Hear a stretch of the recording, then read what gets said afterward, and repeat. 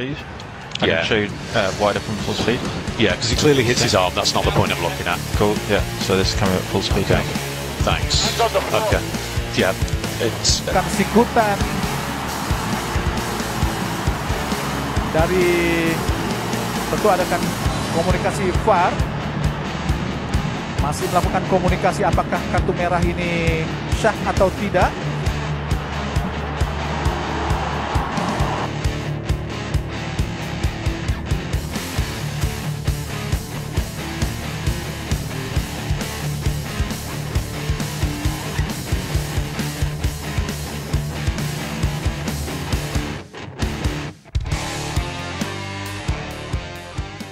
Kekalahan kontroversial timnas Indonesia dari Filipina di Piala AFF 2024.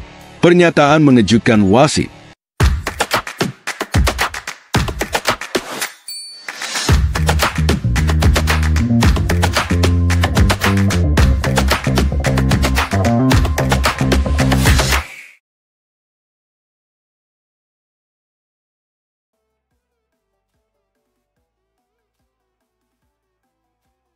Timnas Indonesia harus menelan kekalahan pahit dari Filipina dengan skor 1-0 di laga Piala AFF 2024. Kekalahan ini tak hanya mengakhiri perjalanan Indonesia di turnamen tersebut, tetapi juga memantik amarah publik atas sejumlah keputusan kontroversial yang merugikan tim Garuda.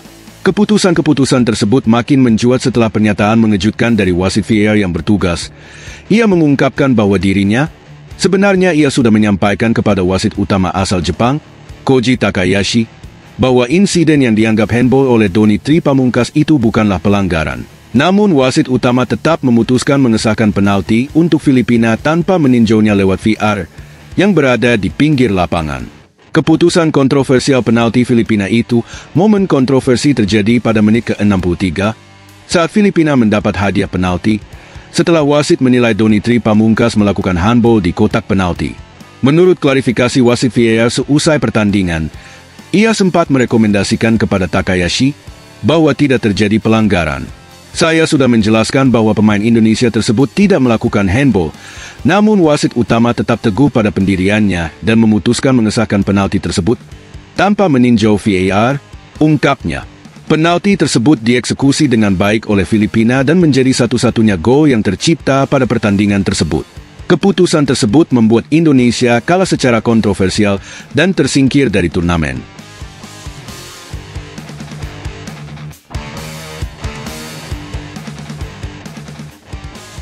Insiden kartu merah untuk Ferrari.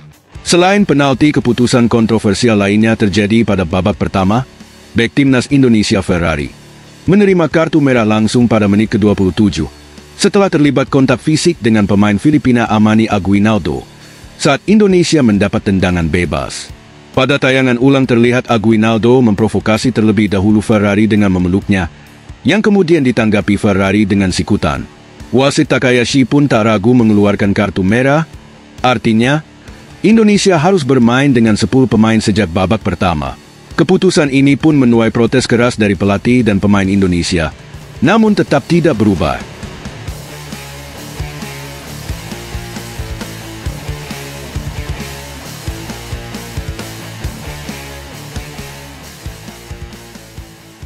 Respon PSSI dan menuntut agar mereka keluar dari AFF.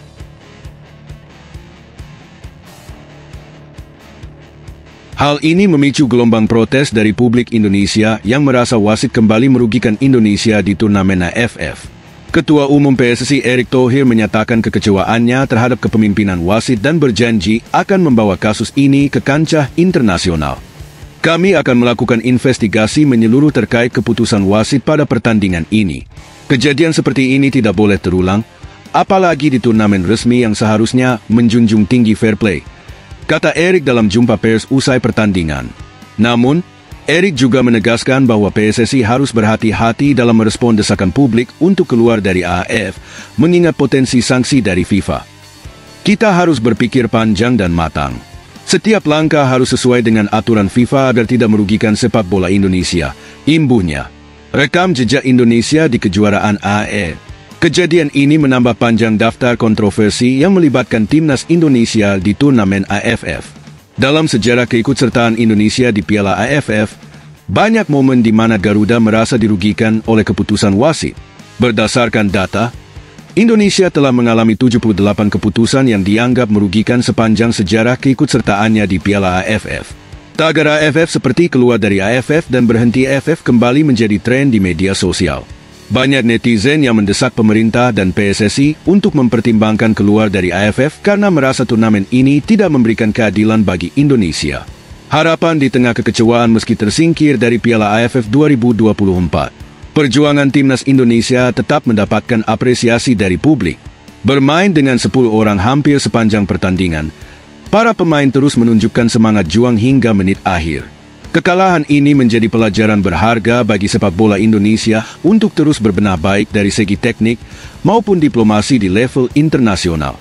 Kini fokus harus diarahkan ke kompetisi yang akan datang, termasuk kualifikasi Piala Dunia dan turnamen besar lainnya dengan harapan timnas Indonesia bisa bangkit lagi dan meraih prestasi gemilang di kancah internasional.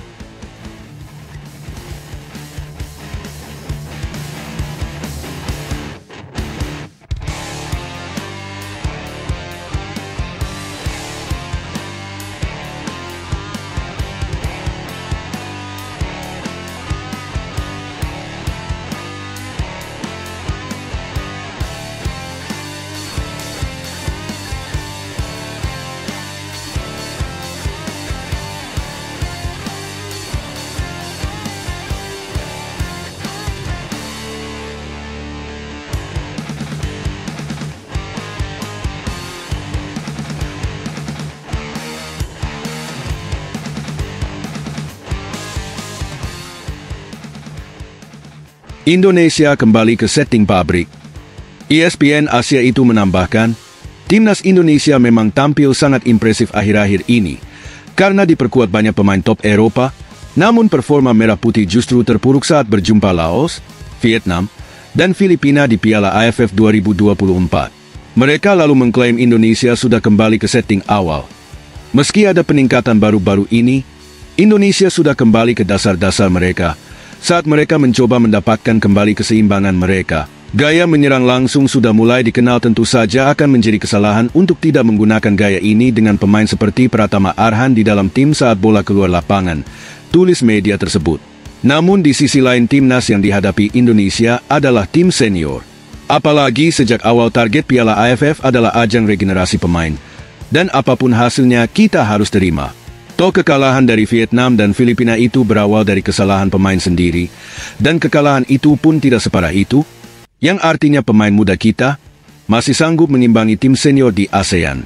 Dan terlepas dari apapun itu, intinya kalian sudah luar biasa, perjuangan kalian patut diapresiasi dan setelah gagal lolos ke Piala AFF, Shin Taeyong akan kembali fokus mempersiapkan skuad terbaiknya, agar tetap bisa bersaing sisa laga pertandingan putaran ketiga. Sekarang fokus agar bisa membawa Indonesia ke Piala Dunia, jadi tidak perlu disesali walaupun agak kecewa sama wasitnya yang memang tidak baik. Lagi pula ini kan hanya Piala AFF yang sudah lama banyak yang tidak suka kalau Indonesia menjadi juara.